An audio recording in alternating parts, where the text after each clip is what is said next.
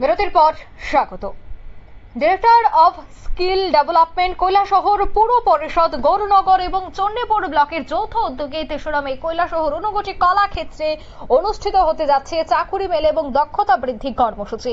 এ ব্যাপারে শুক্রবার কৈলাসহর পুর পরিষদের চেয়ারপারসন চপলারানী দেবরায়ের অফিসে একটি সাংবাদিক সম্মেলনের আয়োজন করা হয়। সাংবাদিক সম্মেলনে উপস্থিত ছিলেন কৈলাসহর মহকুমা শাসক প্রদীপ সরকার, পুর পরিষদের চেয়ারপারসন চপলারানী দেবরায়, চণ্ডীপুর পঞ্চায়েত সমিতির চেয়ারপারসন শম্পা দাস পাল, পৌর পরিষদের deputy chief executive officer Biswajit Das সহ অন্যান্যরা। এই সাংবাদিক সম্মেলনে পুর পরিষদের চেয়ারপারসন চপলারানী দেবরায় জানান, রাজ্য সরকার এবং কেন্দ্রীয় সরকার বেকার ছেলে মেয়েদের প্রতি আন্তরিক এবং বেকার ছেলে মেয়েদের কর্মসংস্থানের ব্যবস্থা করে দেওয়ার পাশাপাশি তাদের দক্ষতা বৃদ্ধির জন্যই এই উদ্যোগ গ্রহণ করা হয়েছে। কি বলছেন চপলারানী দেবরায় এই বৈঠকের পর শোনাচ্ছি।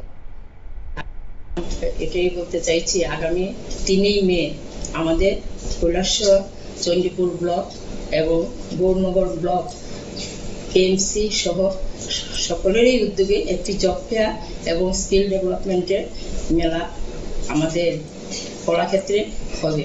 তার জন্য আমরা প্রত্যেক কৈলাসহরবাসী এবং গৌরনগর, চণ্ডীপুর সবাইকে আমরা জানাচ্ছি যে এই মেলাতে সকল অংশের মানুষ অংশগ্রহণ করবে।